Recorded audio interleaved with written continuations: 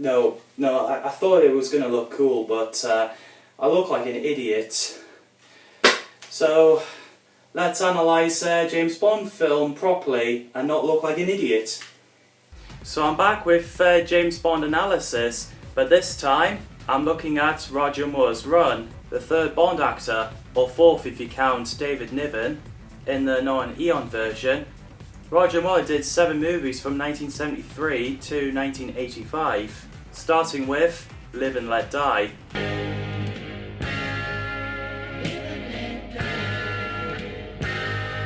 James Bond investigates a number of 3 British agents and sent to stop a diabolically brilliant heroin magnate armed with a complex organisation and a reliable psychic tarot card reader. While Diamonds Are Forever was filming, it was decided that Live and Let Die was next. Guy Hamilton was a jazz fan, so he got chosen to direct another film. Tom Mankiewicz, the screenwriter, suggested film in New Orleans, but Guy Hamilton didn't want to use Mardi Gras because Thunderball has similar festivity. So after more discussions with the writer and location scouting with helicopters, he decided to use 2 well-known features of the city, the jazz funerals and the canals, in order to develop a better feel of how voodoo was practiced.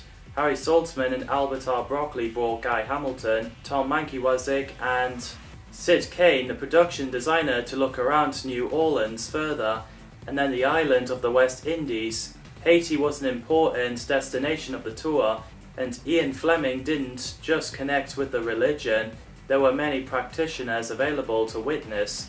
Despite viewing actual demonstrations due to political unrest in the country at the time, it was decided not to film there. Instead, Jamaica was chosen. The team found a crocodile farm in Falmouth, owned by Ross Kananga, after passing a sign warning that trespassers will be eaten as they're searching around Jamaica.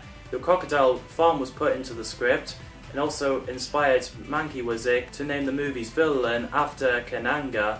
Later on, Richard Maybohm said he was asked to write the film, but he turned it down because he was too busy with other things.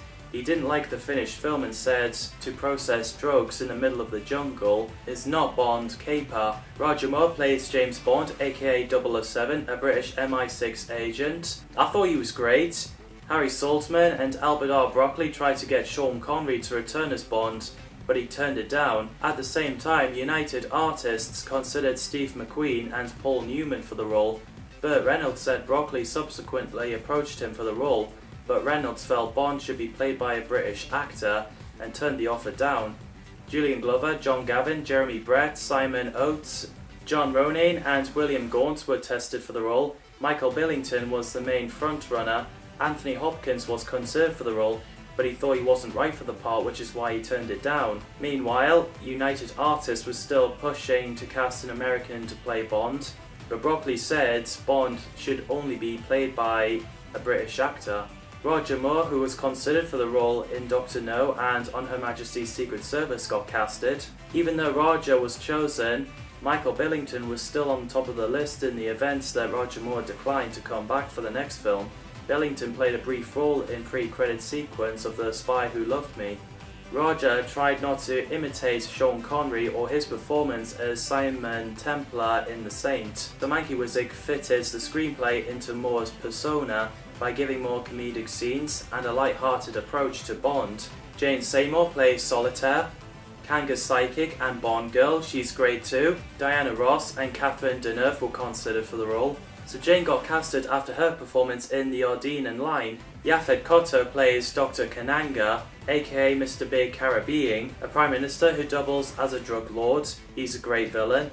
Yaphet was casted while he was working on Across 110th Street.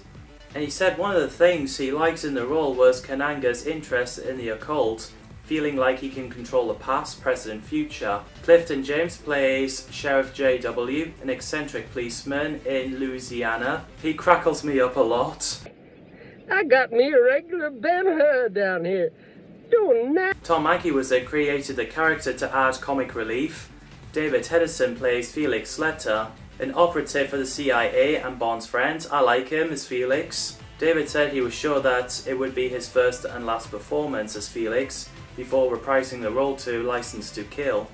Bernard Lee returns as M, the head of Secret Intelligence Service. You can't go wrong with Lee. Originally, he wasn't going to return because his wife, Gladys Merridew, passed away in 1972, and the character was to be replaced by Kenneth Moore.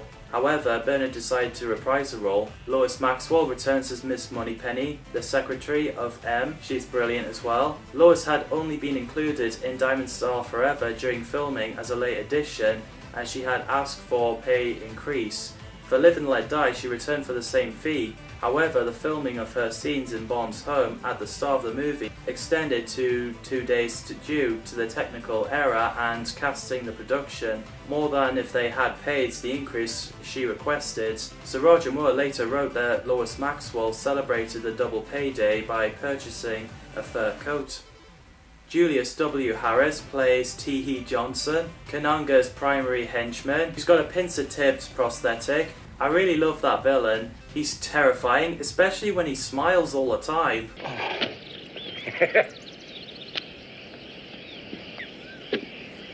Jeffrey Holder plays Baron Samedi, Kananga's henchman. He's fantastic. Gloria Hendry plays Rosie Carver, a CIA agent junior in San Monique.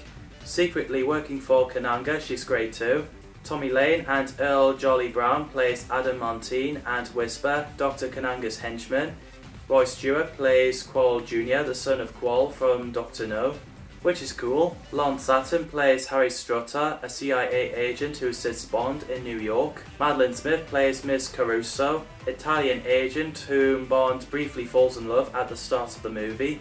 Roger Moore recommended Madeline for the part after working with her in The Persuaders. Desmond Llewellyn didn't appear as Q in this movie, as he was working on Follyfoot TV series. He was written out of 3 episodes to be in Live and Let Die, but by the time that happened, Saltzman and Broccoli didn't want to include Q, feeling that too much was being made of the movie's gadgets, and decided to downplay this aspects of the series. There's great casting. John Barry, a music composer who worked on the first 7 Bond films, was unavailable during production, as he was working on Billy, the stage musical. So Paul McCartney was asked to write the theme song. George Martin, who had been McCartney's producer while with the Beatles, was chosen to write the score for the film. McCartney, along with his wife Linda, wrote Live and Let Die, and their group Wings performed the song. It's a fantastic song.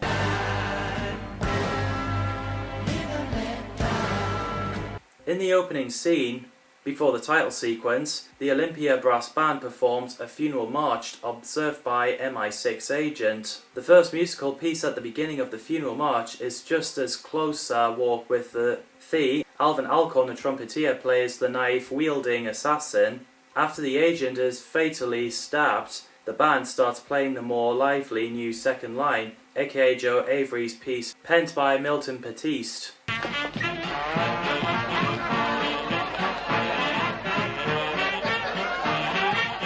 The death by earpiece looks lethal. Roger Moore nails the scene where he's walking down the corridor holding a gun.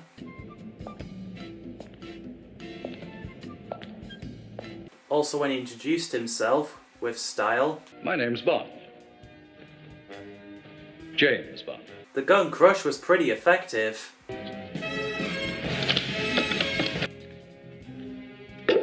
So when Bond shaves his beard and Snake goes for peeky leaky, he uses blowtorch.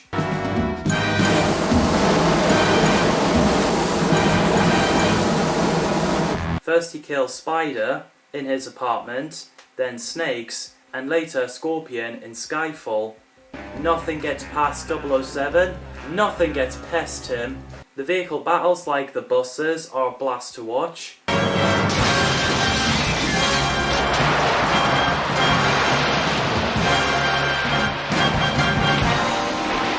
The funniest bit is where a student who's learning to fly a plane gets driven by Bond as he's escaping from Kananga's men. Not exactly what he had planned when you learn how to fly.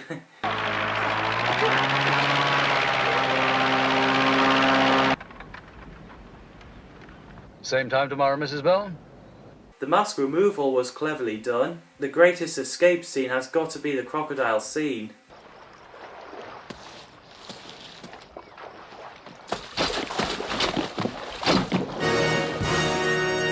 I also got to mention the boat jump scene. That broke the World Guinness record at the time with 110 feet. That was not intentional, but that is impressive. It was so funny when Kananga's men ends up in a random people's pool. It's a funny fail.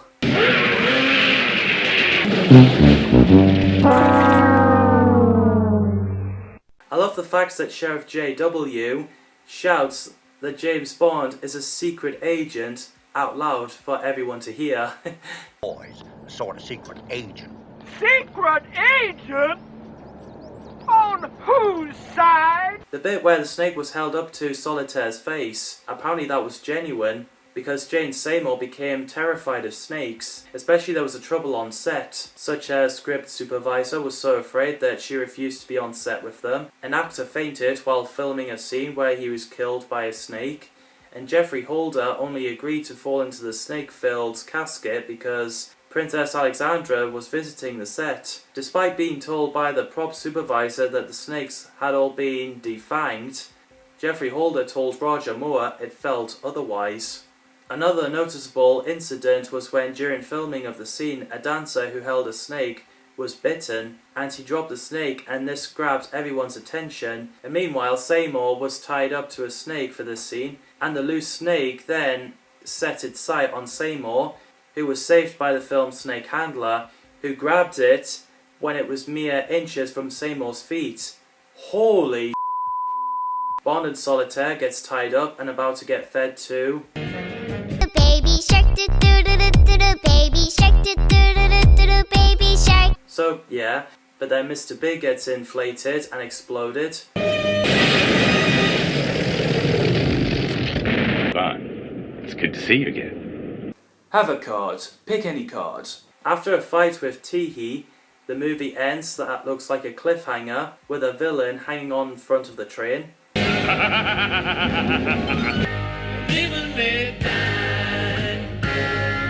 It is a great movie. It's a breath of fresh air, a nice beginning for Roger Moore's run. The effects is getting better and better. Like I said, this great performance. I thought Moore did a good job. He was diagnosed with kidney stones before the second unit was shooting, which must have been painful. Ouch. I think this is a great movie. Coming up next is The Man with the Golden Gun. Man with the golden gun. So James Bond is marked for assassination by Francisco Scaramanga, as the both are after a solar-powered device. Albert R. Broccoli and Harry Saltzman plan to follow You Only Live Twice with The Man with the Golden Gun.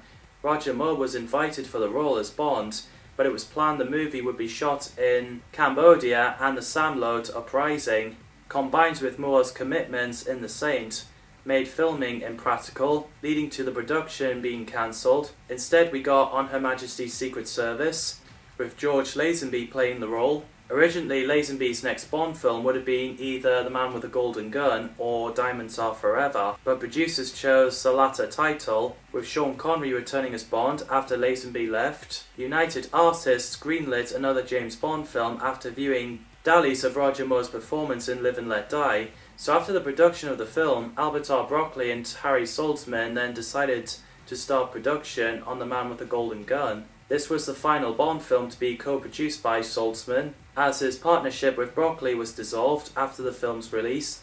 Saltzman sold his 50% stake in Eon Productions' parent company, Danjaq Limited Liability Company, to United Artists to alleviate his financial problems, which resulted in legalities over the Bond property delayed production of the next Bond film, The Spy Who Loved Me, for 3 years. The book was mostly set in Jamaica, a location which had already been used in the previous films Dr. No and Live and Let Die. So the setting for the movie was changed into either the Far East or the Middle East for the second time, but after considering Beirut, where part of the film is set, Israel, Iran, where the location scouting was done, but eventually discarded because of the Yom Kippur War, and the Halong Bay in North Vietnam, the production team chose Thailand as a primary location, following the suggestion of a production designer Peter Merton. After he saw the pictures of the Phuket Bay in a magazine, Harry Saltzman was happy with the idea of the Far East for the setting, as he had always wanted to go on location in Thailand and Hong Kong. During the reconnaissance of locations in Hong Kong, Broccoli saw the wreckage of the former armoress Queen Elizabeth and came up with the idea of using it as the base for MI6 Far East operations. Tom Mankiewicz wrote the first script in 1973, delivering scripts that was battle of wills between Bond and Scaramanga, who he saw as Bond's alter ego, supervillain of the statue of Bond himself. Tensions between Tom Mankiewicz and Guy Hamilton, plus Mankiewicz's growing sense that he was feeling really tapped out on Bond, led to the reintroduction of Richard Maybaum as the Bond screenwriter. Maybaum, who had worked on the previous 6 Bond films, delivered his own script based on Mankiewicz's work. Urged of the plot involving Scaramanga being Bond's equal was sidelined in later drafts. For one of the 2 main aspects of the plot, the screenwriters used the 1973 energy crisis as a backdrop to the film, which allowed that MacGuffin of the Solex agitator to be introduced. Broccoli's stepson Michael G. Wilson researched solar power to create the Solex. Those casts reprised their role. Guy Hamilton liked the character Sheriff J.W. Pepper, so he requested Tom Mankiewicz to bring him back for this movie. Christopher Lee plays Francisco Scaramanga, who has 3 nipples, and he's an assassin who carries a golden gun and is after solar energy for destructive purposes. Christopher is absolutely phenomenal. What a legend. Jack Palance was the original choice for the role, but he turned it down. Ian Fleming's step-cousin Christopher Lee was chosen for the part. Lee also was considered for the role as Dr. No, and he noted that Fleming was a forgetful man, and by the time he mentioned this to Broccoli and Saltzman, they cast Joseph Wiseman in the part. Due to filming on location in Bangkok, his role in the film affected Lee's work in the following year, as director Ken Russell wasn't able to sign Lee to play the specialist in Tommy, which was given to Jack Nicholson. 3 golden gun props were made, a solid piece, one that could be fired with a cap, and one that could be assembled and disassembled. However, Christopher Lee said that the process was extremely difficult. The gun was one of the more memorable props in the Bond franchise, and consisted of an interlocking fountain pen, cigarette lighter, cigarette case, and cufflink, with the bullet secured in Scaramanga's belt buckle. In the movie, the gun was designed to accept a single 4.2mm 23 karat gold bullet produced by laser. The golden gun ranked 6th in the 2008 20th Century Fox poll of the most popular film weapons, which surveyed approximately 2,000 film fans. Britt Ekland plays Mary Goodnight, a Bond girl who has an experienced field operative. I thought she's really good. Sadly, her performance was criticised, and people said she's astoundingly stupid blonde British agent. I thought she was great. Ekland once married to Peter Sellers, who played Evelyn Tremble in 1967 Casino Royale movie with David Niven as James Bond. Britt Ekland was interested in playing a Bond girl after watching Dr. No. Maud Adams plays Andrea Anders, Francisco Scaramanga's mistress. She's great too. Guy Hamilton met Maud Adams in New York and cast her because she was a legend and beautiful, and that she seems to be a perfect Bond girl. But when Britt Ekland found out about it, she was upset because she thought she was being replaced by Adams, so Albert R. Broccoli called to invite Ekland to play the main role after watching her in a movie. Broccoli thought Ekland's generous looks made her a good contrast to Adams. Adams plays 2 different Bond girls, and both are Roger Moore's Bond films.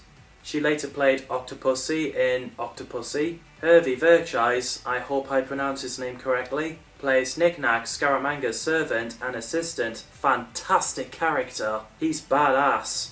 I wish we got to see more of him. The actor was later known as Tattoo in Fantasy Island. Richard Liu plays High Fat, which, by the way, that's the character's name in case you guys thinking that I was actually calling him fat. A millionaire and employee of Scaramanga. He's great too. Soontek Oh plays Lieutenant Hip, an intelligence operative hired by the Secret Service. Great casting. In the game, the character was given the name Chon Sun Hip, Mark Lawrence, an American gangster, possibly the same character in Diamonds Are Forever. Guy Hamilton decided to bring Mark Lawrence back to play a gangster, shot dead by Scaramanga at the start of the movie.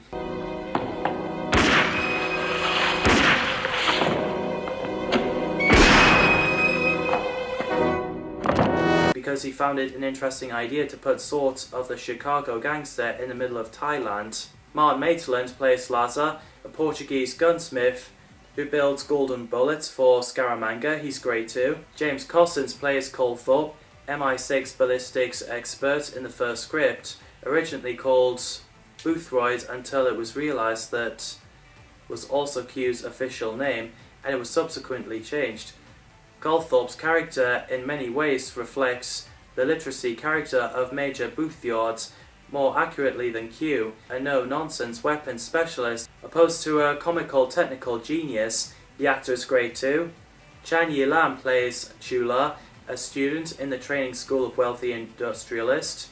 Great performance. Lulu performs the Man with the Golden Gun song, and composed by John Barry, which I thought was pretty catchy. Apparently John had only 3 weeks to do the music score for the movie, and the critics said the theme tune was the weakest of Barry's music score in the series, and even John Barry agreed, and said it's the one he hated the most, just never happened before.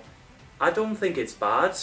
Also, this is the first Bond film to drop the distinctive plucked guitar from the theme, heard over the gun barrel opening scene.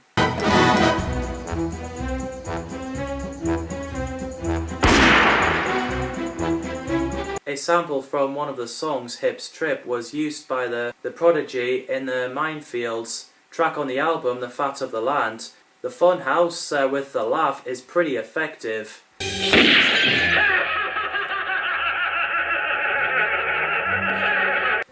It's a great opening to Christopher Lee's character. I love the fact that Bond constantly flirts with Moneypenny, even though he knows that he's working with her. Moneypenny, you are better than a computer. In all sorts of ways. Poor Bond looks like he's struggling to take on this dude. Highly specialized? Yes, I concur.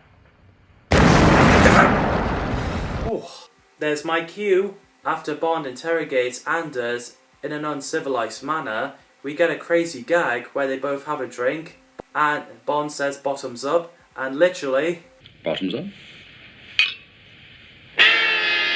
Not to mention that the club is called Bottoms Up. So yeah, don't put bottoms down. Gibson assassination is so terrifying, you never know when the gun is pointing at you.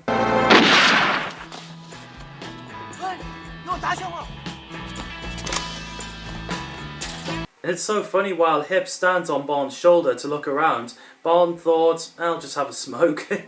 The fight in school is well choreographed. I love the boat chase scene. Elephant, real elephant. 6 people.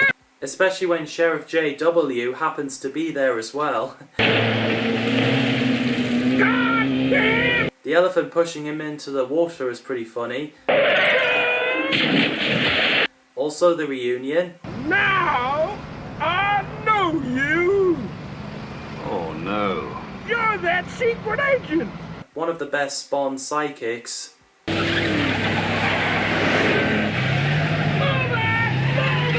The movie is famous for 2 vehicle stunts. One of them made the Guinness Book of Records. The vehicle that Scaramanga and Knick-Knack used to kidnap Goodnight was AMC Matador Brougham Coupe.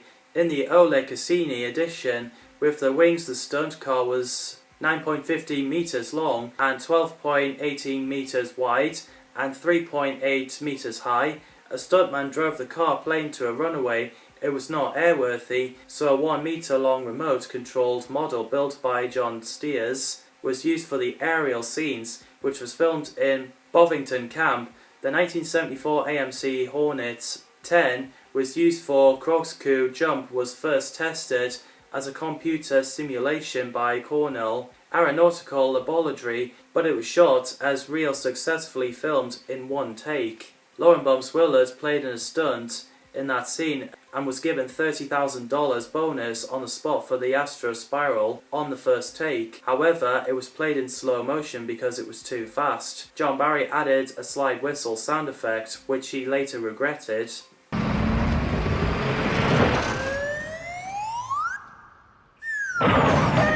Because he thought the whistle broke the golden rule, as the stunt was for what it was all worth. A truly dangerous moment, true James Bond style. The sound effect was described as simply crass.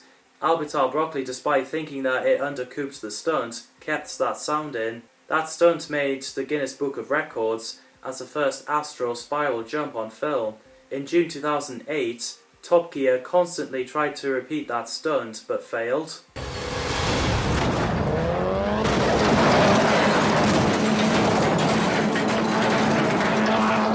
And just to show you how bad that failure was... And you could also see a fly on Roger Moore's shoulder when he was operating a car plane.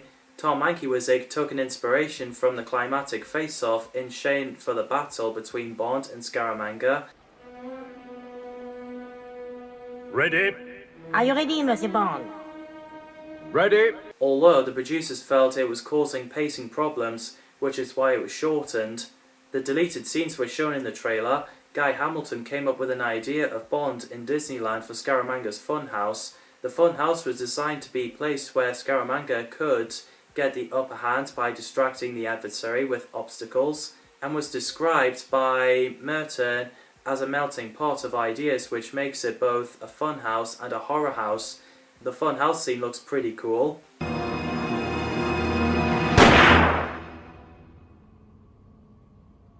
After Bond kills Scaramanga, he makes out with Goodnight, but Nick Nack survived and followed them. He's really clever. The movie ends with Goodnight gag. Hold on, sir. Good night. Good night, sir. If you want to get rid of someone, the man with a golden gun. There's some great stuff in there. There's great action and casting. I will also add that I've got a feeling I may mispronounce some of the names, so I apologise. The movie's promotion had one of the more anemic advertising campaigns of the series, and there were products available except the paperback book and the soundtrack. However, Lone Star Toys produced a James Bond 007 Golden Pistol, and it's different to Scaramanga's gun in the movie. Oh, a surprise! As it was little more than a Walther P38 with a silencer fitted. So I shall wish you a good night, and coming up next is The Spy Who Loved Me. As you, baby, you're the best. It tells a story where Carl Stromberg planned to destroy the world and create a new civilization under the sea. So James Bond teams up with Anya Amazova to stop the plans while being chased by Jaws. After the unfavourable reviews to The Man with the Golden Gun, The Spy Who Loved Me was a pivotal film for the franchise. The project was plagued with difficulties from the outset. The first was Harry Saltzman leaving the Bond franchise, who was forced to sell his half of the series in 1975 for £20 million. Saltzman had branched out into several other ventures of dubious promise, including the unfilmed biopic about Cuthbert Grant starring Sean Connery, and consequently was struggling through personal financial reversals. Unrelated to Bond, Saltzman offered his shares in the company as collateral for his loans, and UBS attempted to foreclose on them. When Saltzman attempted hostile takeover, the Technicolor led to a lawsuit. Albert R. Broccoli wouldn't allow him to use Danjog funds, leading to a deadlock in the company, as Saltzman would not allow another Bond film to go forwards. This was exacerbated by the twin personal tragedies of his wife, terminal cancer, and many of the symptoms of clinical depression in himself. It was required that they produce a Bond adaptation every 18 months or run the risk of losing the rights to the series to United Artists if they did not under the agreement of Danjog's distribution with United Artists. However, Saltzman continued blocking production on another Bond film, and didn't allow Broccoli to buy his shares. Morris Binder and Albert R. Broccoli held negotiations about selling Harry Saltzman's shares to Adnan Khashoggi, David Frost, Lord Hanson, and Lord Harlech. Saltzman eventually agreed to sell his share directly to United Artists so that another Bond film can go forward. However, Albert R. Broccoli initially objected to the deal. He acquiesced after Saltzman received a counter-offer to sell his rights to the rival studio Columbia Pictures. There was trouble in hiring a director. Guy Hamilton was initially set to direct, but in November 1975 he left to direct Christopher Reeve's first Superman film, which Richard Donner took over the movie. After Steven Spielberg finished his work on Jaws months earlier, he asked Albert R. Broccoli if he could direct the next Bond film, but Broccoli said no, which is a shame, as I think it would have been cool to see Spielberg's Bond film. By December of that year, Lewis Gilbert was hired, who directed You Only Live Twice, after screening his movie Operation Daybreak, which was his latest at the time. Ian Fleming allowed Eon to use only the name of his novel, but not the actual plot. Fleming's name was moved for the first time from above the film's title to above James Bond 007. His name reverted to the traditional location for Moonraker, the last Eon Bond film based on a Fleming novel before Daniel Craig's first Bond film, the 2006 Casino Royale. However, the credit style first used in The Spy Who Loved Me on all Eon Bond films, since For Your Eyes Only, including Casino Royale. So Broccoli commissioned a number of writers to work on the script, including Sterling Siliphant, John Landis, Robert Hardy, Anthony Burgess, Carrie Bates, and Eric Marlowe. The British television producer Jerry Anderson also said that he provided a film treatment, although originally planned to be Moonraker, very similar to what ended up as The Spy Who Loved Me. Carrie Bates' script featured Bond and his former ally, Titanian Romanova, teaming up to stop Spectre hijacking of a nuclear submarine coordinated by Hugo Drax from the base underneath Loch Ness. Anthony Burgess' script featured characters from his previous novel, Terma of Intent, and eschatological spy novel featured Bond fighting the criminal organization Chaos in Singapore and thwarting a plot to assassinate Queen Elizabeth II by bombing a Sydney Opera House. Andrew Biswell of The International, Anthony Burgess Foundation, described it as an outrageous melody of sadism, hypnosis, acupuncture, and international terrorism.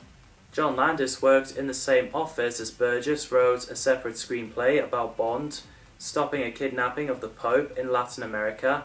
Richard Maybaum provided the script, and at first he tried to incorporate ideas from all of the other writers into a script. Maybaum's original script featured an alliance of international terrorists, including the Red Brigades, the Bodo-Meinhof Gang, the Black September Organization, and the Japanese Red Army attacking Spectre's headquarters in Norway and deposing Blofelds before trying to destroy the world with nuclear SLBM attacks on the world's petroleum reservoirs. To make way for a new world order, Maybaum did location scouting in Budapest for the concept, but that idea was dropped because Broccoli felt it was too political. When Lewis Gilbert was reinstated as director, he decided to bring another writer, Christopher Wood. Gilbert also decided to fix what he felt the previous Roger Moore films were doing wrong, because it was too much the way Sean Connery played him. Instead, play Bond closer to the novels. Very English, very smooth, good sense of humour. The character Jaws was created, which I will get to. Broccoli agreed to Wood's proposed changes, but before he could set to work there were more legal complications. In the years since Thunderball, Kevin McClory had set up 2 film companies and had been cleared to produce a rival Bond film after imposed 10-year moratorium had expired. He was in development of the film project with the working title Warhead in collaboration with Sean Connery and novelist Len Dayton. McClory had learnt of Broccoli's plans to use Spectre, an organisation that had first been created by Fleming, while working with McClory and Jack Whittingham on the very first attempt to film Thunderball, back even before it was a novel in the late 1950s. McClory filed an injunction against Eon Productions, alleging copyright infringement, didn't wish to extend already ongoing legal disputes that could have delayed the production of The Spy Who Loved Me. Broccoli requested Wood to remove all the reference to Blofeld and Spectre from the script. However, in June 1976, McClory was awarded the sole rights to Spectre and Blofeld.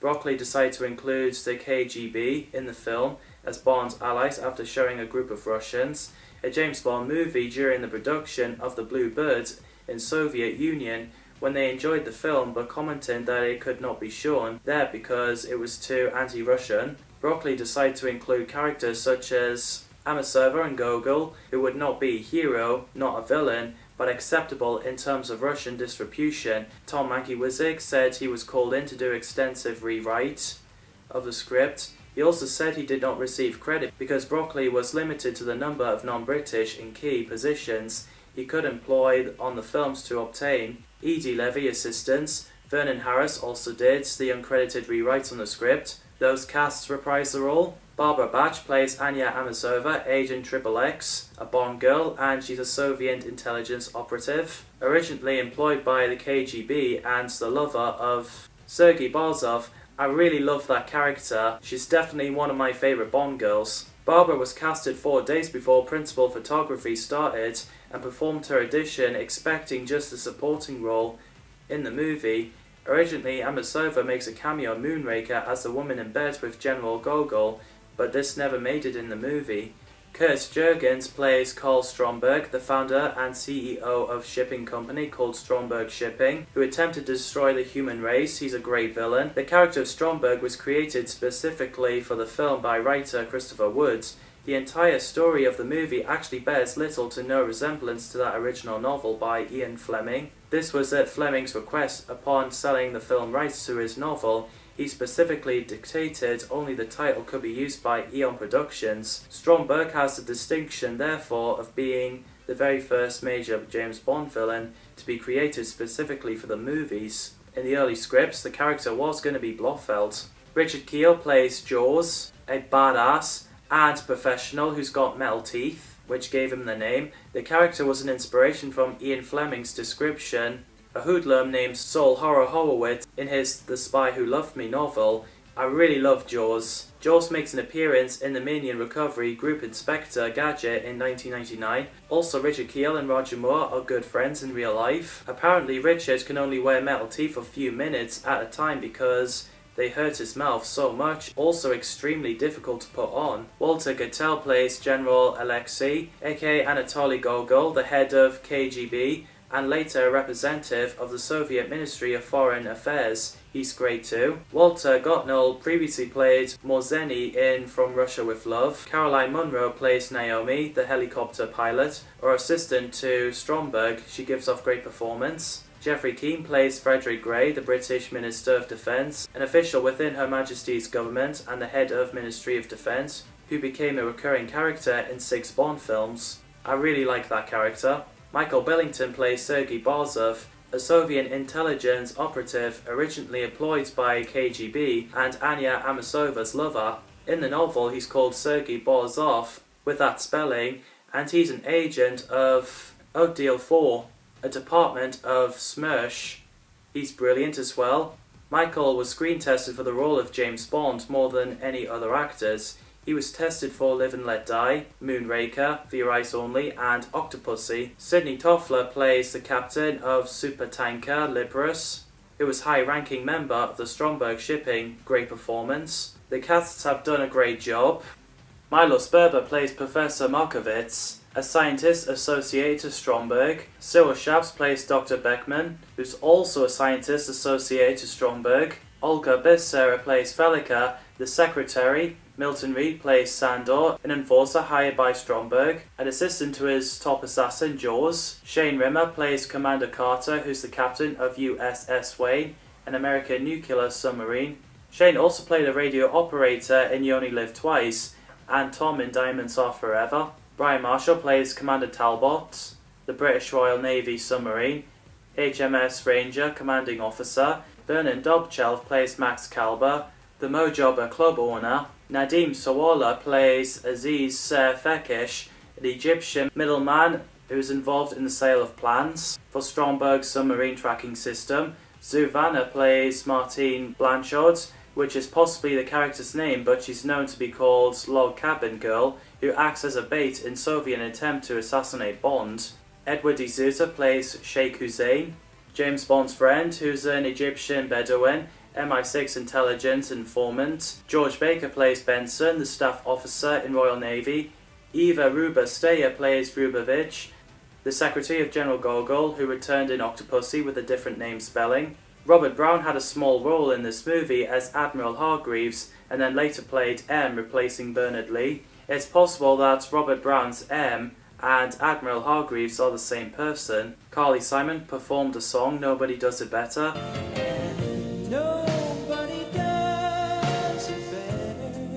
It's the first theme song in the series with a different title to the film. However, the title is in the lyrics. But like heaven above me, the sky above me. And because the song was a success, it was played in many films including Mr. and Mrs. Smith, Little Black Book, Lost in Translation, and Bridget Jones' The Edge of Reason. I love the fast soundtrack for the gun barrel scene.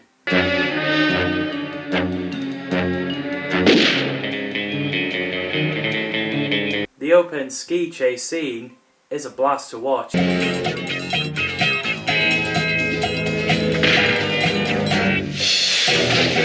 I really love the soundtrack.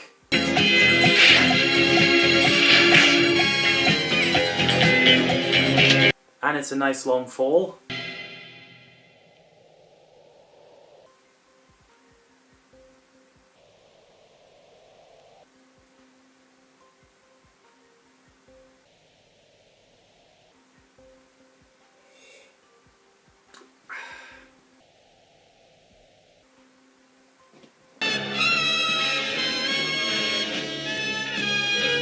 He's been falling for quite some time. I thought the video game sound effects on a computer was pretty cool.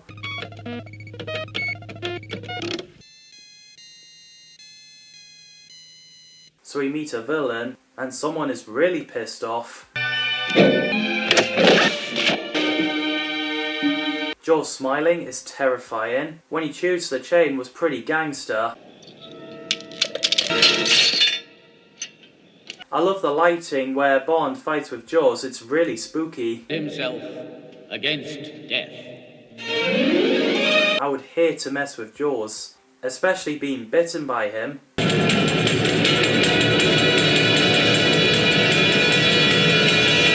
The stealth scene is intense.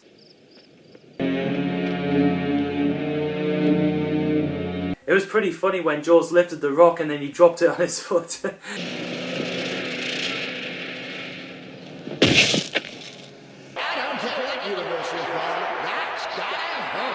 As Bond puts to sleep by a cigarette, he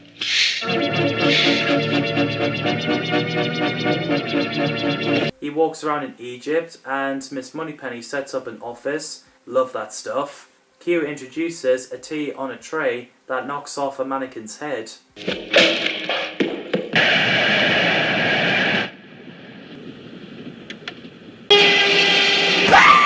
You can never get rid of Jaws. I like the hitcher when the creepy hitchhiker stalks Jim Halsey everywhere he goes, which makes it really suspenseful, which I like.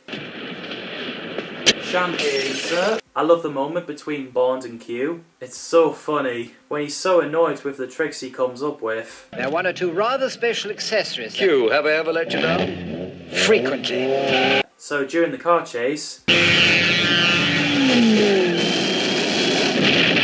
poor guy, the car falls down to his roof.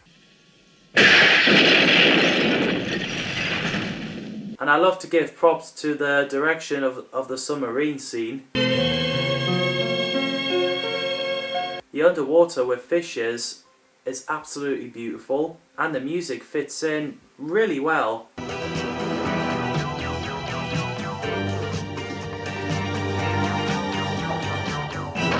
It's well done for its time.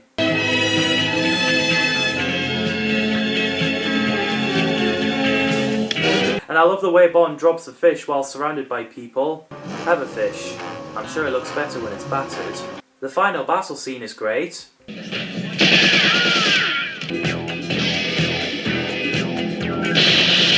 The the James Bond theme tune playing and the guy presses the switch and the theme tune turns off, it kind of felt like the fourth wall breaking.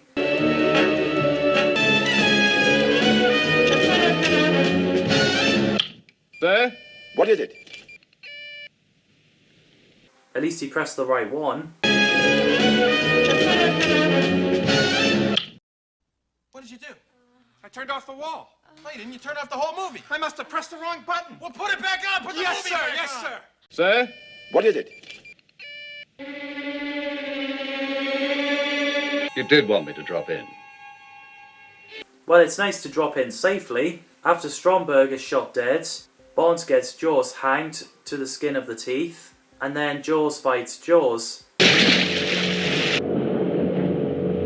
The mission is over, Commander. And it's a funny ending when James Bond and Anya Amazova were caught by their superiors. 007, Triple X. Bond, what do you think you're doing?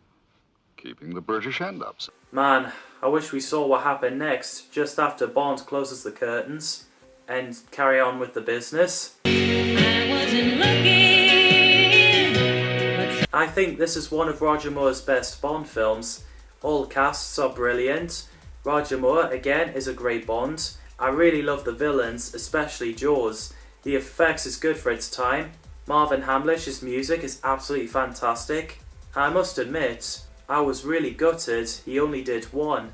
Damn it! People sees this movie as a return to the original form. Even Roger Moore said this is a favourite Bond film he did.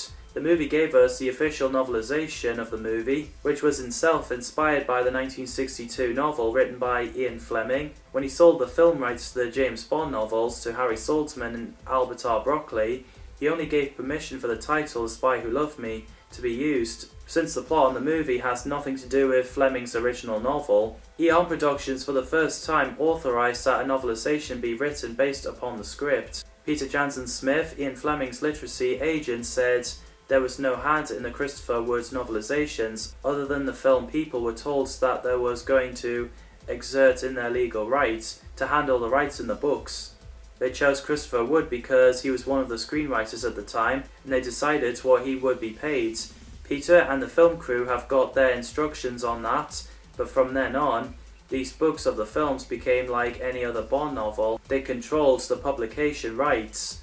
This would also be the first regular Bond novel published since Colonel Sun almost a decade earlier. Christopher Wood himself, a novelist and who co-authored the screenplay with Richard Maybaum, was commissioned to write the book, which was given the title James Bond, The Spy Who Loved Me. Christopher Wood would also novelise the screenplay for the next Bond movie, Moonraker, in 1979. There were some differences between novelisation and screenplay, like novelisation, Smersh, has been reactivated sometime before the start of the novel and is still after James Bond. Coming up next is Moonraker. Like the Moonraker goes. So James Bond investigates the stolen space shuttle and discovers a plot to commit global genocide.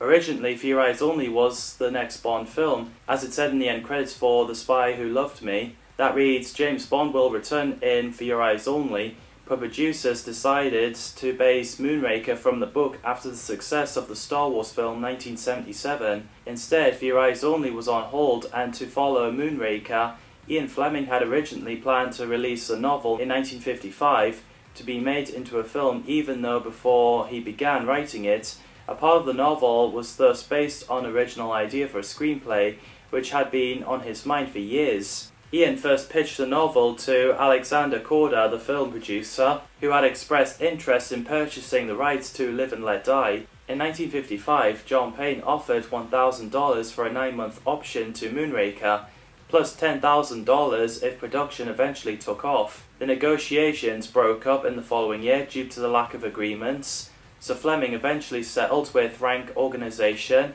a British company who owns Pinewood Studios. Rank wound up not developing the film, even after Fleming contributed his own script, trying to push production forward, and Fleming purchased the rights back in 1959. Moonraker ended up being the last James Bond novel to receive a screen adaptation until the 2006 Casino Royale. Although, as with the several previous Bond films, the story from Fleming's novel is almost entirely dispensed with, and little more than the idea of Hugo Drax as an industrialist who makes rockets was used in the film. Drax has a plan for a master race in the film, but in the novel, actually had been a Nazi. The dramatic scene of Bond and his female companion being dropped in an exhaust duct under a rocket where they are nearly burned to death also appears in the film. Otherwise, the film is more in keeping with contemporary trends in science fiction. Die Another Day film makes further use of some ideas and character names from the novel. Tom Mankiewicz wrote a short outline for Moonraker that was mostly discarded. Mankiewicz said footage shot at Drax's layers was considerably more detailed than the edited result in the final version. Some scenes from Mankiewicz were used in subsequent films, including the Acrostar jet sequence, used in the pre-credit sequence for Octopussy, and the Eiffel Tower scene in A View to a Kill. In 1978, Steven Spielberg wanted to direct the film and offered it after the release of Close Encounters of the Third Kind, but he was turned down again. In March 2004, rumours surfaced about a lost 1956 version of Moonraker by Orson Welles, and a James Bond website repeated on April Fool's Day in 2004 as a hoax. Supposedly, this recently discovered last film consisted of 40 minutes of raw footage with Dirk Bogarde as Bond, Wells as Drax, and Peter Lorre as Drax henchman. Those casts reprised their role. Roger Moore originally signed a 3-film contract with Eon Productions, and he did his first 3 films, Live and Let Die, The Man with the Golden Gun, and The Spy Who Loved Me. So Roger Moore was contracted a film-by-film basis from Moonraker and beyond. Bernard Lee makes his final appearance as M. He was set to return in For Your Eyes Only, but he was taken to hospital in 1980, diagnosed with stomach cancer. Then he sadly passed away in January 1981, before any of M's scenes could be filmed. Jaws was originally to be a villain against Bond to the bitter end, but Lewis Gilbert said on the DVD documentary they received so much fan mail from children saying, why can't Jaws be a goodie, not a baddie, that as a result he's more like comedic effects than a previous movie. He was persuaded gradually to transform Jaws into Bond's ally by the end of the movie. As I've said, I love the villain, definitely my favourite. It's great to see him again. Lois Chiles plays Dr. Holly Goodhead, an American CIA intelligence operative who's on a mission to investigate Hugo Drax's operations. I really like her. I wish we'd see more of her. Lois Chiles was offered for the role as Anya Amasova in The Spy Who Loved Me, but she turned it down as she decided to take temporary retirement, so eventually she got the part as Holly Goodhead. When she was given the seat next to Lewis Gilbert on the flight, and he believed she would be ideal for the role as a CIA scientist, Jacqueline Smith was originally offered the role of Holly Goodhead, but she had to turn it down owing the schedule conflicts with Charlie's Angels. Michael Lonsdale plays Hugo Drax, billionaire industrialist leading an aerospace manufacturer, Drax Industries, as well as the second employer of Jaws, who plans to wipe out human population. Brilliant villain, very dark. The character was originally to be played by James Mason, but it was decided to cast Michael Lonsdale. Stuart Granger and Louis Jordan were considered for the role. Corinne Collery plays Corinne Defoe, the personal pilot to Drax. She's great. Corinne Collery was chosen for the character to comply with qualifying criteria of the agreement. Christopher Wood had originally written the part as a sassy and slightly ditzy Southern Californian Valley girl named Trudy Parker, but the character was subsequently played by a French actress due to the film production moving to Paris for budgetary reasons. Woods later said that he would have liked to been able to tweak the dialogue to better reflect the changes. He also said that her response to Bond's questions of why she was ignoring her mother's list of the things not to do on the first date. "I never learned to read" is his most hated line in any Bond film, and suggested that makes her sound like imbecile. What about that list of your mother's? I never learned to read. During the production, the line was changed from his original choice of "What Mother?" Such cinematic changes was not in Wood's accompanying novelization. Interestingly, prior to setting on the name Corinne, presumably after the actress who would play her, a screenplay dated 19th of May 1978 lists the character's name as Sylvie Defoe. Subsequently, in Wood's novelization of the film, James Bond and Moonraker, Corinne's character is named Trudy Parker.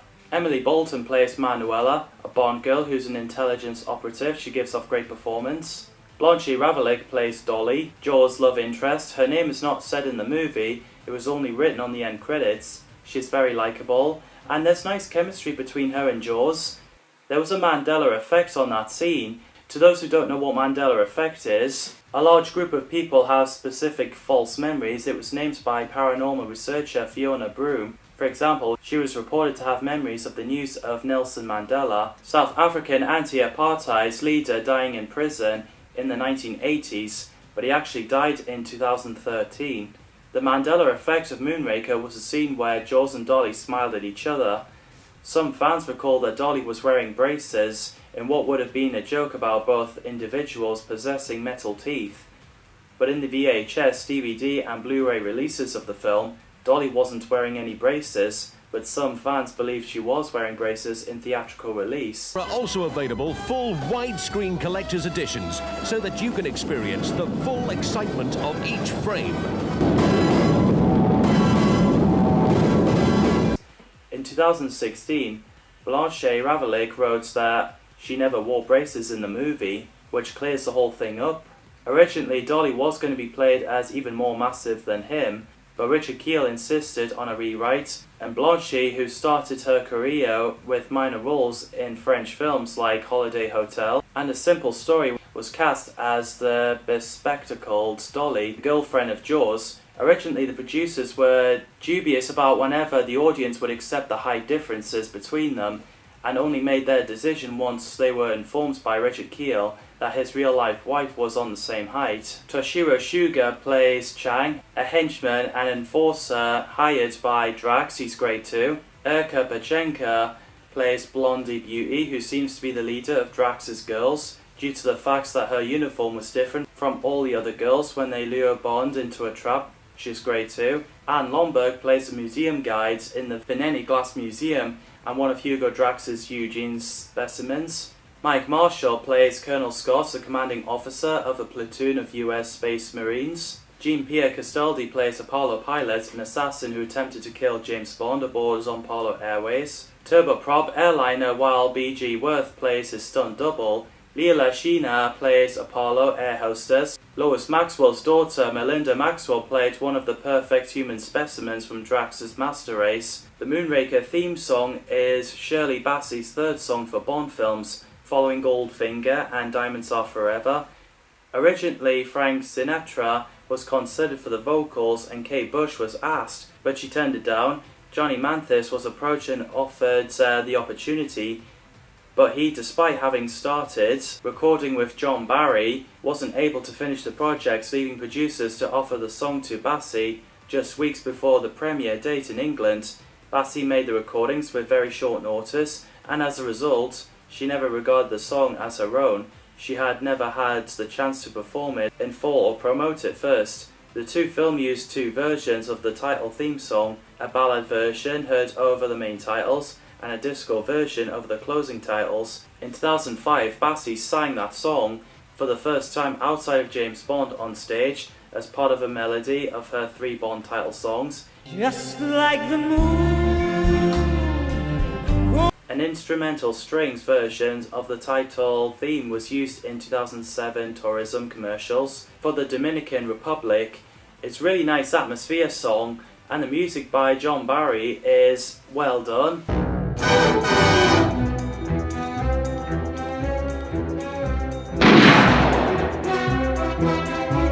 The movie opens with Bond falling off the plane while fighting bad guys. That would have been terrible for Bond if he farted.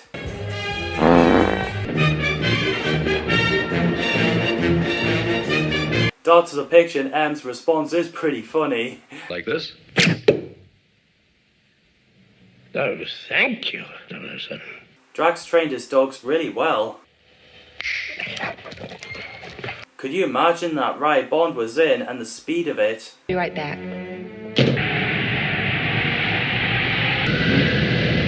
I can imagine you would vomit in seconds.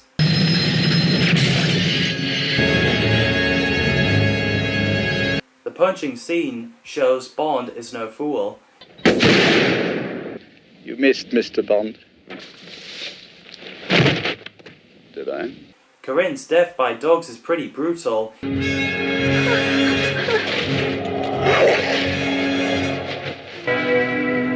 You can feel the danger and that she's definitely screwed. It was a great build-up in the alleyway where Jaws was coming while wearing the clown pantomime stuff.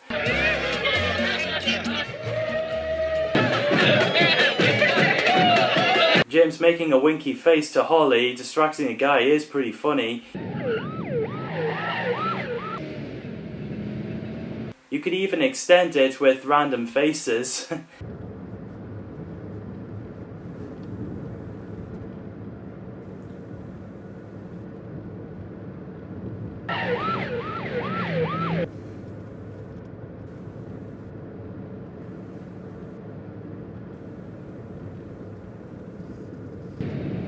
For the record, that was just a joke.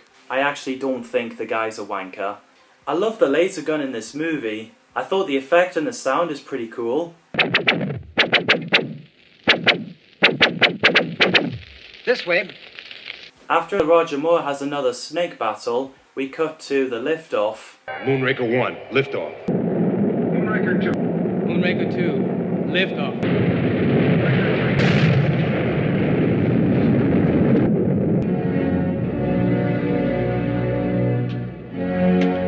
My favourite scene has got to be the reveal of Space Station.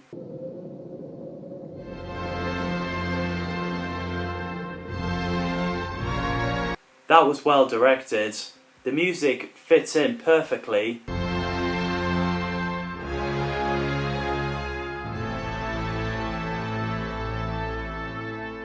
Give props to the people who made this awesome scene. Radio silence.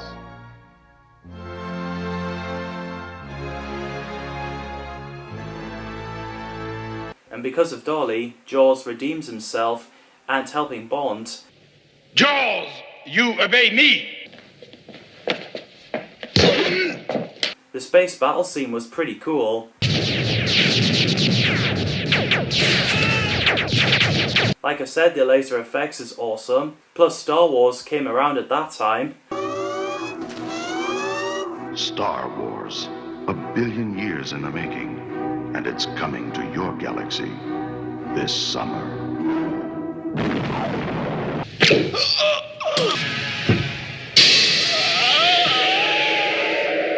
After Drax is launched in space, Dolly and Jaws have a drink together, and this is the only time he spoke.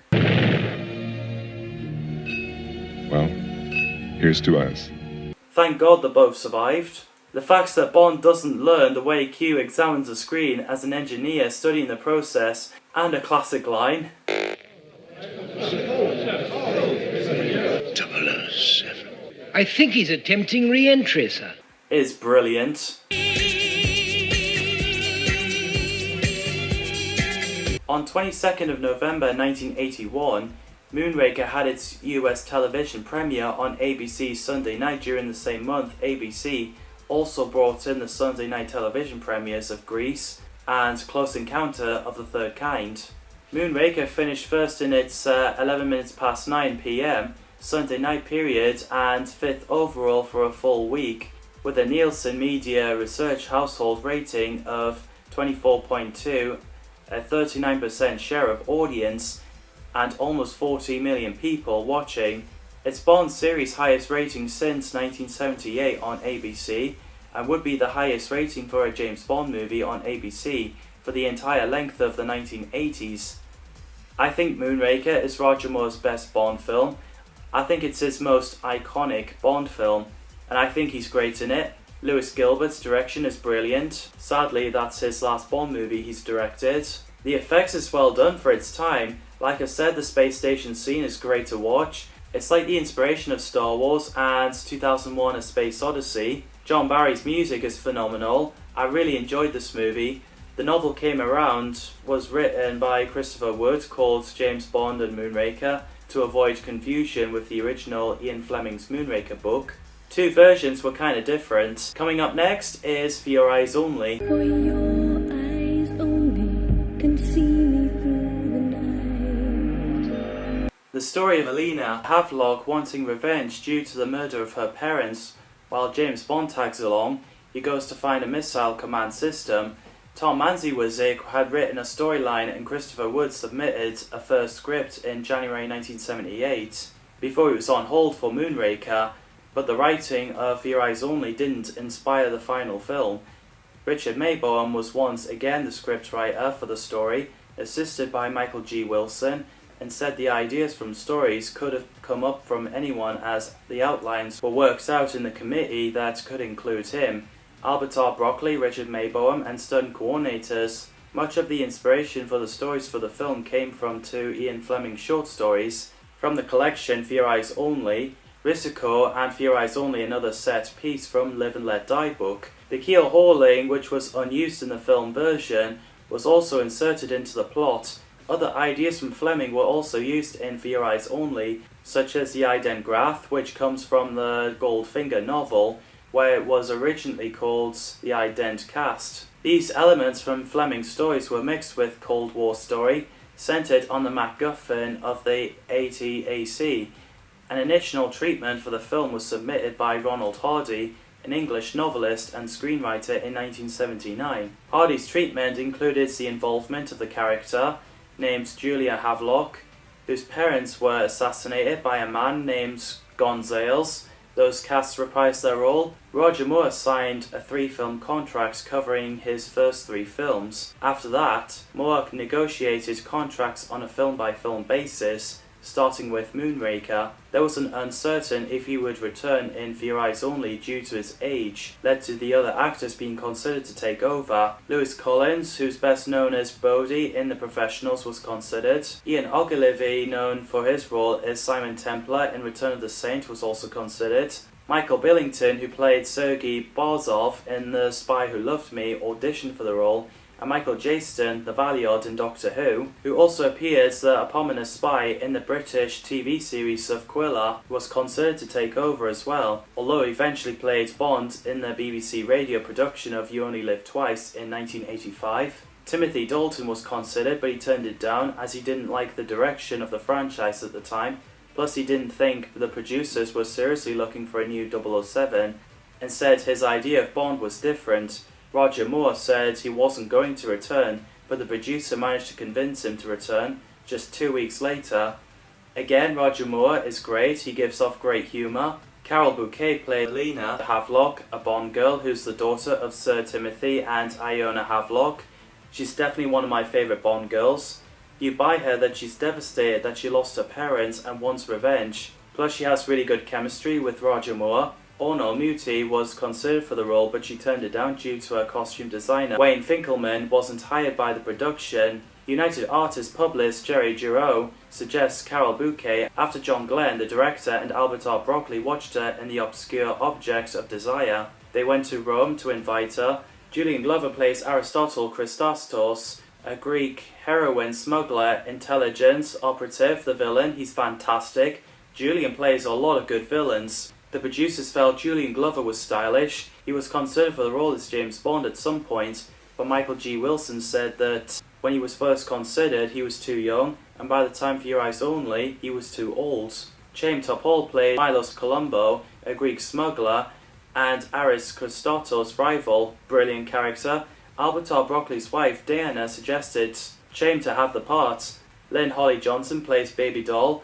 Yeah, that's the character's name spelling, but it's pronounced Baby Doll. An ice skater who has a massive crush on James Bond. She gives off great performance, especially her ice skating skills. Johnson was a real-life ice skater and later became an actress. Cassandra Harris plays Countess Liesel von Schlaff, Milo's mistress. She's great as well. The character was loosely based on Liesel Bowen from Ian Fleming's short story Risiko. Cassandra once married to Pierce Brosnan, and they both had lunch with Albert R. Broccoli while filming. Jill Bennett plays Jacob Brink, who's used to be world-class Soviet figure skater hired by Christastos to train his young protegé. Baby Doll to win the gold medal at the upcoming Olympics. She's great too.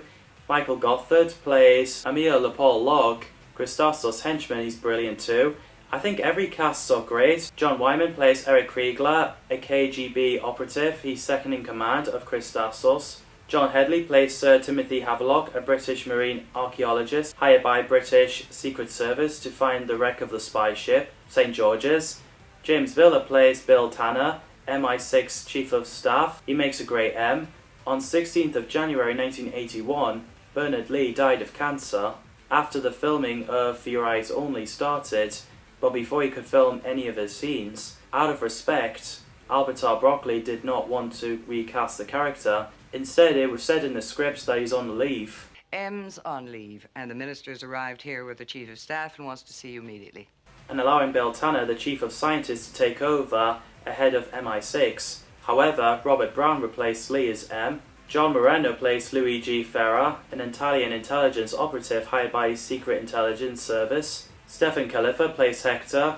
Gonzales, a Cuban hitman hired by Christastos to murder the Havelocks. Charles Dance plays Claus, a mercenary and assassin working for Christastos, supervised by Locke.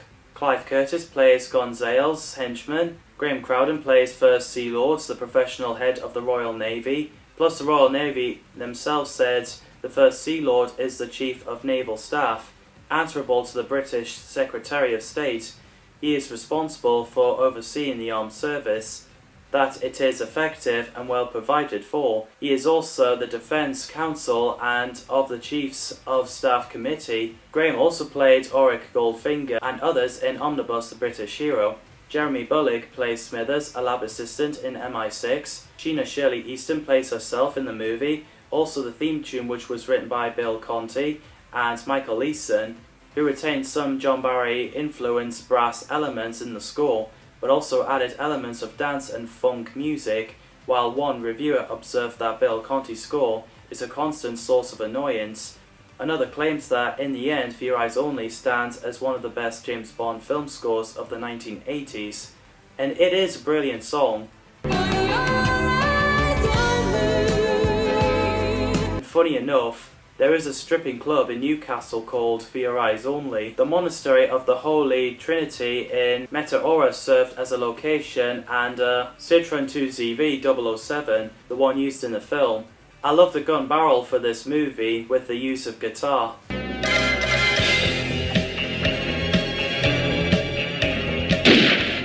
After Bond lays flowers to his wife, Tracy Bond, from On Her Majesty's Secret Service, he goes inside a helicopter that's controlled by Blofeld.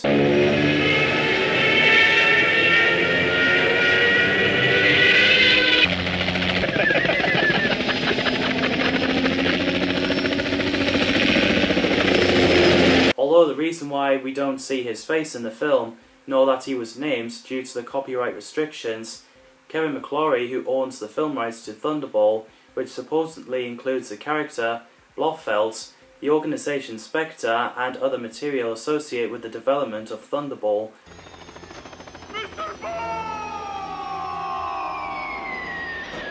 I love the parrot in this movie. I'll give you a nut. Here. Oh. Plus, when Bond looks like Mary Poppins with umbrella. A spoonful of sugar helps the medicine go down. The car chase scene is brilliant.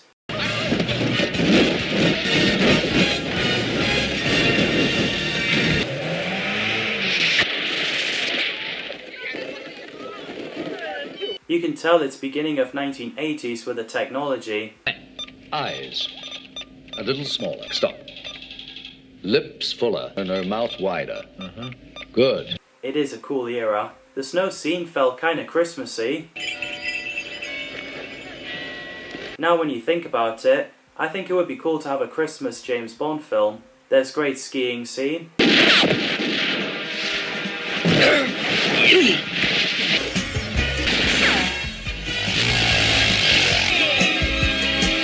Kinda reminds me of The Spy Who Loved Me. Oh, you can't get back into the play. You don't have a chance. And that turns into a 4-on-4 situation. The Leafs on a change. Plus, I do get the Connery era vibe in the casino scene, which is nice.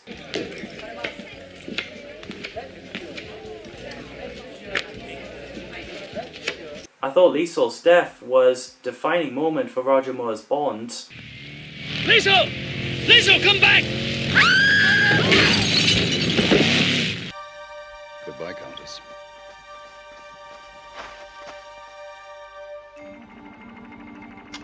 What the... Oh! The bit where Bond says no head for height.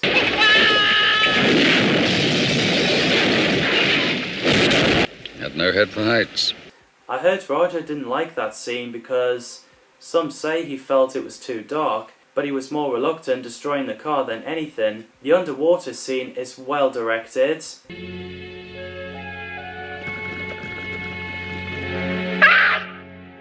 And the music fits in nicely.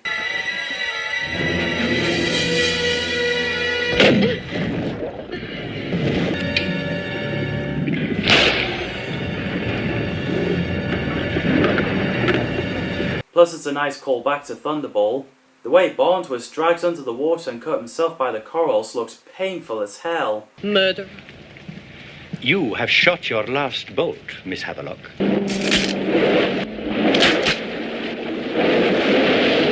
There's great moments where Bond talks Melina out of killing Christastos. No, Melina. That's not the answer. Bond! Bond! He's there. That's the Prime Minister. Bond! Have you got man? What's going on? And the parrot will return. I thought the movie was underrated. Everyone, like I said, is great. The effects is well done for its time. Bill Conti's music and John Glenn's direction are amazing. It plays safe with the previous films. It's nice to feel something familiar.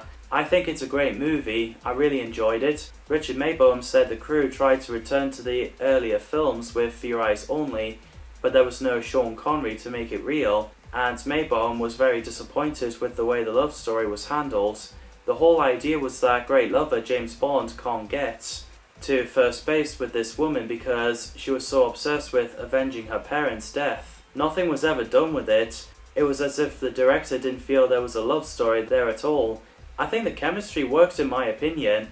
On 19th of November 1983, For Your Eyes Only had its US television premiere during the ABC Sunday night movie. It delivered a 16.3 household rating, a 26% audience share, and nearly 25 million viewers in Nielsen Media Research results, and finished as the 37th ranked program of the week.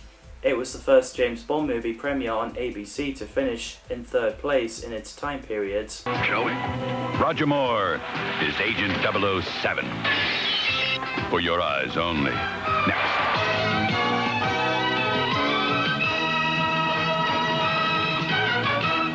Instead of a second or first place since the two-night premiere of On Her Majesty's Secret Service, in February 1976, however, it also ran against stiff competition, including the network premiere of The Aeroplane on NBC and the first part of the highly rated CBS miniseries Chiefs.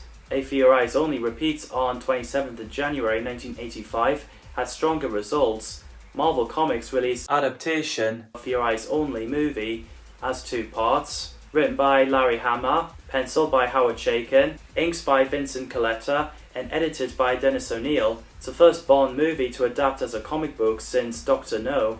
Coming up next is Octopussy. Funny how it always goes when Bond is sent on a mission to get after Soviet general who is stealing jewelry and items from the Kremlin art repository led by Octopussy. The studio greenlit another James Bond film to be produced and released in 1983, even though there were financial problems at United Artists after Heaven's Gate got released. In May 1981, 1 month after the announcement of the next Bond film, UA was purchased and merged into Metro-Goldwyn-Mayer.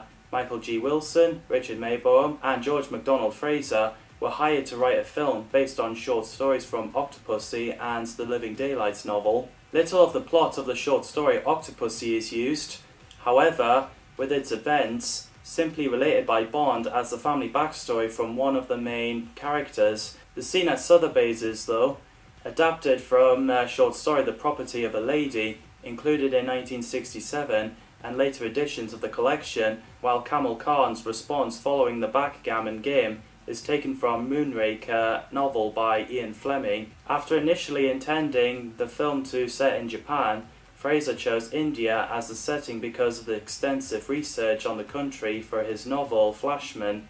George MacDonald Fraser was hired to work on an early script, and he proposed that the story would be set in India, as the franchise hadn't done that country. The first script was delivered not long after the release of For Your Eyes Only. Michael G. Wilson and Richard Maybaum went to rework the script. They discarded his idea for the opening scene, featuring a motorbike chase set at the Isle of Man, TT, but still kept moments that Alfred R. Broccoli had first criticised, where Bond dressed as a gorilla and later a clown. The movie was rewritten to focus on a jewelry smuggling after a scandal in Soviet Union involving General Secretary Leonid Brezhnev's son-in-law, in which the Moscow State Circus was being used to smuggle jewelry. Those cast reprised the role. Roger Moore was decided to retire from playing James Bond after For Your Eyes Only. When he was reluctant to return, the producers were considering Timothy Dalton and Lewis Collins to take over. Michael Billington, Oliver Tobias and James Brolin did screen tests, but when non-Eon Bond film Never Say Never Again was announced, Roger Moore was persuaded to return, as it was thought the established actor would fare better against Sean Connery. It has been reported that James Brolin had actually been hired and was on the point of moving to London to begin work on Octopussy, while Albert R. Broccoli wouldn't dispute Oliver Tobias' public statements that he was about to be cast as Bond. Roger Moore again is amazing as Bond. Maud Adams plays Octopussy, a Bond girl who's a businesswoman, a jewel smuggler, leading the octopus cult. She's glamorous. In 1982, Sybil Danning was announced in Preview magazine as Octopussy, but was never actually casted, later explaining that Albert R. Broccoli felt her personality was too strong. Faye Dunaway was too expensive. Barbara Carrera was considered, but she turned it down, as she was too busy working on Never Say Never Again. As Fatima Blush, Passes Kambati and Susie Quirhelio were also considered. Barbara Parkins and Kathleen Turner auditioned for the role, so Maud Adams, who played Andrea Anders in The Man with the Golden Gun, had her hair darkened and a few lines were added, got the part. Louis Jordan plays Kamal Khan, an exiled Afghan prince. Kabir Bedi plays Kabinda, Khan's most loyal henchman. Those villains are stellar! Albert R. Broccoli and Louis Jordan were friends in real life. Christina Wayborn plays Magda, Khan's henchwoman and Octopussy's right-hand woman, and her most trusted partner in the octopus cult. Christina is great as Magda. The character was created for the movie, and Pam Grier was considered for the part, but she turned it down. Christina got the part after the producers watched her in The Silent Lovers as Greta Garbo. Steven Berkoff plays Lieutenant General Orlov, a Soviet general, brilliant villain. Albert R. Broccoli's daughter Barbara suggests Steven Berkoff for the part, after watching him in his own play, Greek in Los Angeles. Vijay Amitraj plays Vijay, British Secret Service intelligence operative and James Bond contact in India during the investigations of Kamal Khan. Brilliant character. He was first casted in the movie, whom Albert R. Broccoli met while watching the championships in Wimbledon. This movie is Robert Brown's first appearance as M, the head of Secret Intelligence Service, MI6, replacing Bernard Lee as he passed away in 1981. I thought Robert was great. He was recommended by Roger Moore. He's possibly Admiral Hargreaves in The Spy Who Loved Me. Michaela Clavel plays Penelope Smallbone, MI6 secretary and Moneypenny's assistant. She's great too. Apparently she was to replace Lois Maxwell as Moneypenny, but that never happened. Ken Norris plays Colonel Luis Toro, a Latin American military officer. He's great too. Ken doubled for Roger Moore in the same TV series. Plus Ken subsequently brought out retirement by the filmmakers to play South American officer, who Moore's Bond impersonates. David Mayer and Anthony Mayer plays Mishka and Grishka, the assassins. Albert Moses plays Sadruddin, head of Station I of the MI6. Paul Hardwick plays Leonid Ichnev Brezhnev, a Soviet politician who led the Soviet Union. Douglas Wilmer plays Jim Fanning, British art expert hired by MI6. Anthony Bradford, who plays an unnamed 009, intelligence operative of the 00. section, who was killed by throwing knife. William Derrick plays Yo-Yo Killer, who works for Mufti. Tina Hudson plays Bianca, intelligence operative hired by MI6. Bruce Bowe plays Lieutenant General Peterson in the US Air Force. Stuart Sanders plays Major Clive, retired British Army officer. Dermot Crowley plays Senior Lieutenant, Camp Soviet atomic munitions expert and associate of the rogue Soviet General Orlov. Peter Porteous plays Lenkin, Russian jewelry expert and forger hired by Orlov. There's great casting in the movie.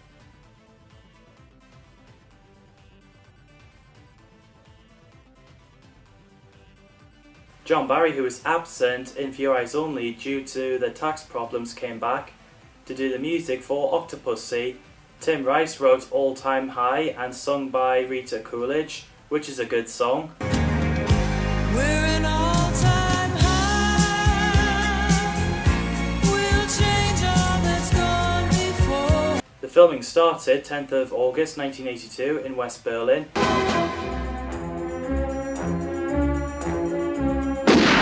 Bond's disguise looked pretty good. I can buy that as a different person. Continua. The plane flying towards a hangar was so intense. It was just lucky that it fly out untouched.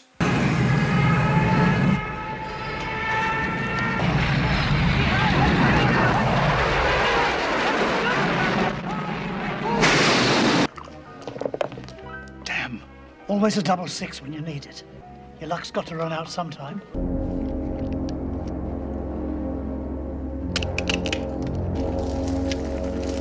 So intimidating. I love the bit where Bonder and Godinda were fighting.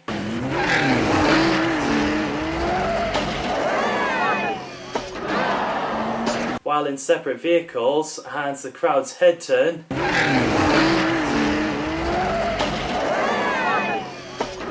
Ah! Fatality. I love Magda's exit. That was well done.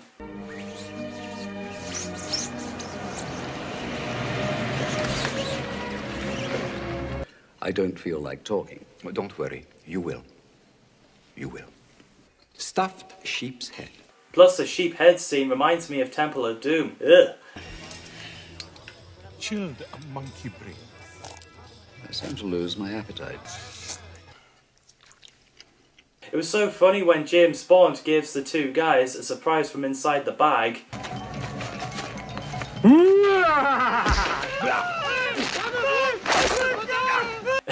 And it was hilarious how Bond stands up to a tiger.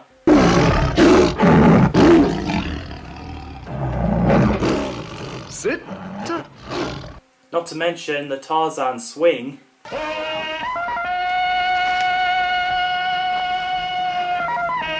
The throwing saw looked so lethal.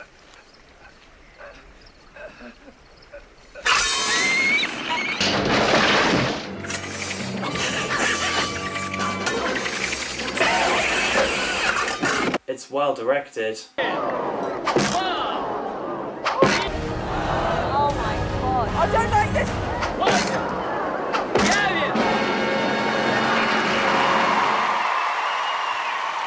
It is terrifying. I don't think I can take that kind of challenge though. After Bond managed to jump off the car and onto the train, putting poor people at the boat at risk.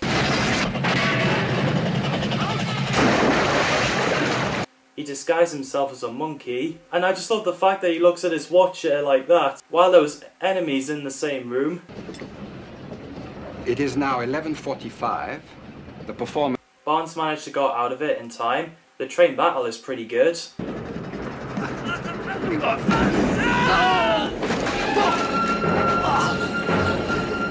And I love the moments where Bond disarms the bomb, and people are thanking him.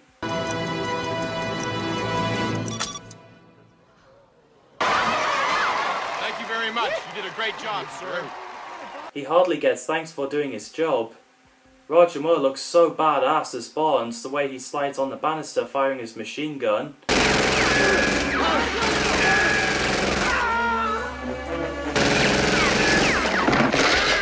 There's some cool effects where he hangs on the plane. It looks so real.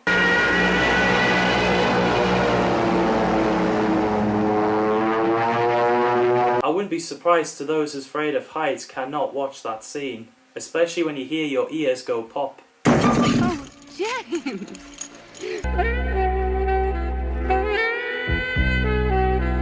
The effects is great for its time, and John Glenn does a great job with his direction, some great stuff in there. On 2nd of February 1986, Octopussy premiered in North America on the ABC Sunday Night Movie. It placed third in its time period with a Nielsen Media Research household rating of 17.4, a 29% audience share, and approximately 25 million viewers. The movie started 18 minutes late due to an overrun early in the day of Wide World of Sports, which may have negatively impacted its performance. Slightly a key action sequence near the end of the film didn't broadcast until after 11:30 p.m. in the Eastern Time Zone. Coming up next is A View to a Kill. A story tells Max Zorin planning to destroy California's Silicon Valley, so Bond needs to put a stop to it. The original short story from A View to a Kill was originally envisioned as an episode of Unmade's 1958 James Bond CBS TV series. Albert R. Broccoli and Michael G. Wilson produced the movie. Wilson also co-authored the screenplay along with Richard Maybohm.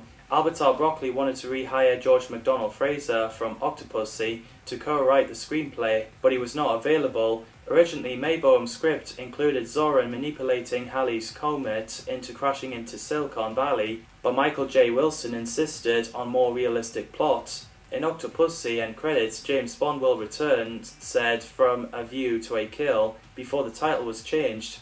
When a company with a name similar to Zorin, the Zorin Corporation, was discovered in the United States, a disclaimer was added to the start of the film, affirming that Zorin was not related to any real-life company. This is the first Bond film to have a disclaimer. Those cast reprised their roles. This is Roger Moore's last Bond film. He signed a 3-film contract with Eon Productions, Live and Let Die, The Man with the Golden Gun, and The Spy Who Loved Me. But then after that, Moonraker, For Your Eyes Only, and Octopussy were negotiated on a film-by-film basis. Roger reluctantly returned for Octopussy, so other actors were considered to take over, but Moore was persuaded to return as he was competing against Sean Connery in Never Say Never Again. In December 1985, 6 months after A View to a Kill was released, Roger Moore confirmed that he would retire from Bond after 7 movies due to being too old for the part. This movie is also the last appearance of Lois Maxwell as Miss Moneypenny. Christopher Walken plays Maximilian Zorin, who was a German KGB intelligence operative and a wealthy industrialist. He's a fantastic villain. David Bowie was considered for the role, but he turned down because he didn't want to spend 5 months watching his stunt double falling off cliffs. Rutger Hauer was also considered but turned it down, so went to Christopher Walken instead. Grace Jones plays Mayday, Zorin's bodyguard, lover and assassin. She's badass. Barbara Bach, who played Anya Amasova in The Spy Who Loved Me, suggested Grace Jones for the part as Mayday, which I'm glad they casted her. Lisa Funnell says that Mayday was privileged in the film's promotion, standing back to back with Bond in movie posters that asked, "Has Bond finally met his match?" Tanya Roberts plays Stacey Sutton, a Bond girl who's a state geologist, hired by State of California. She's the granddaughter of an oil tycoon that's taken over by Zorin. Tanya is great as Stacey. Priscilla Presley was considered for the role, but had to be replaced by Tanya Roberts because of her contracts with Dallas. Patrick Macnee plays Sir Geoffrey Tibbett, horse trainer and MI6 operative. I really like that character. Macnee is the 4th actor from the Avengers series to appear in a Bond film, following Honor Blackman, Diana Rigg and Joanna Lumley. Patrick Bachow plays Scarpine, enforcer and a head of security for Zorin. He's great too. Willoughby Gray plays Dr. Karl Mortner. The character was born with the name Hans Glob, who's a German geneticist who served Hitler and the National Socialist regime during World War II, then later became the head scientist of Zorin. He's great too. Fiona Fullerton plays Paula Ivanova, a Bond girl who's a Soviet intelligence operative working for the KGB. She's great too. Originally, Barbara Bach was to reprise her role as Anya Amasova from The Spy Who Loved Me, but she turned it down, so a new character, Paula, was created instead. David Yip plays Chuck Lee, American intelligence operative hired by CIA. he's great too. The character was originally Felix, but it got changed. Mary Stavin plays Kimberly Jones, intelligence operative working for MI6, she's great too. Alison Doody plays Jenny Flex, Equistrain, who served as an enforcer to Zorin. Papillon Susu plays Panho, Equistrain and enforcer to Zorin. Manning Redwood plays Bob Conley, geologist who works in Zorin Industries. Jean Rougerie plays Achille Augerine, French private detective. Carol Ashby plays Dominic, French performer in the Tour Eiffel restaurant. Bogdan Kamewiski plays Klokov, Soviet intelligence operative working for KGB. Daniel Benzali plays W.G. Hoare, director of oil and mines at San Francisco City Hall. Joe Flood plays the captain of San Francisco Police Department. Dolph Lundgren plays Vent's bodyguards assigned to protect General Anatol Gogol, the head of the Soviet KGB.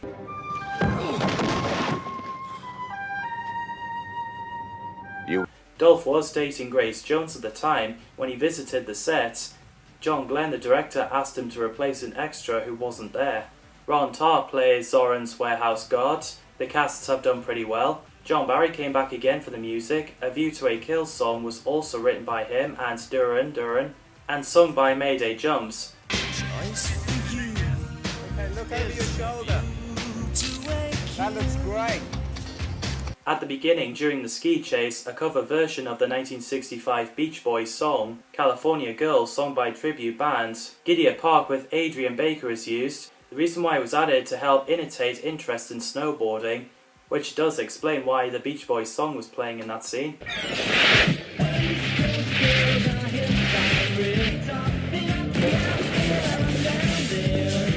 To those who are confused,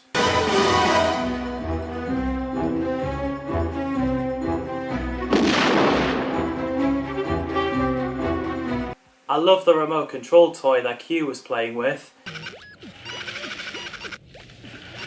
Minister? A new pet, Q? There's some good action in the Eiffel Tower. And it's so funny that Bond carjacks a taxi driver.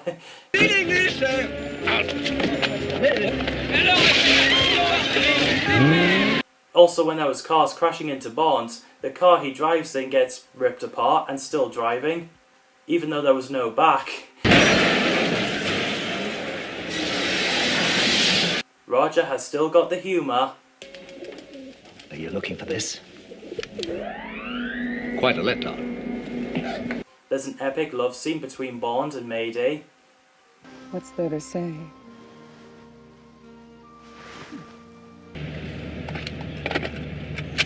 Hey, if you're listening to this, then Bond did the old switcheroo and you're listening to the wrong tape. Sorry, it was too funny to resist.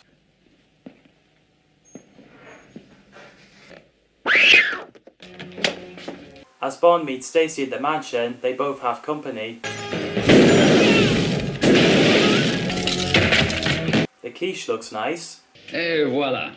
Quiche. Big happy name. Sounds interesting. And there's a good moment where Bond tucks Stacy in and sits on the chair while she sleeps as her protector.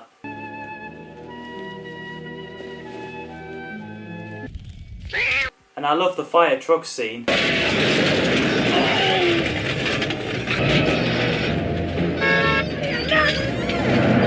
Bond is so badass, even though Roger Moore was 57 at the time.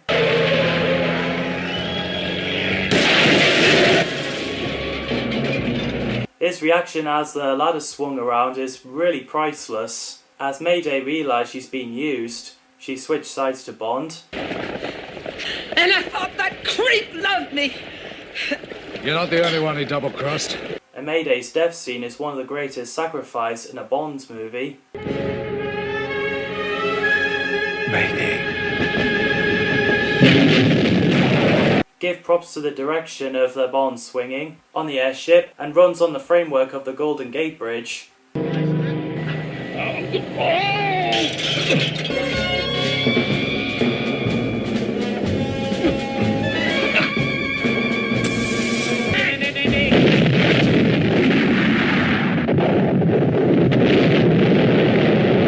And that is the end of the Roger Moore's run as James Bond. Oh, James.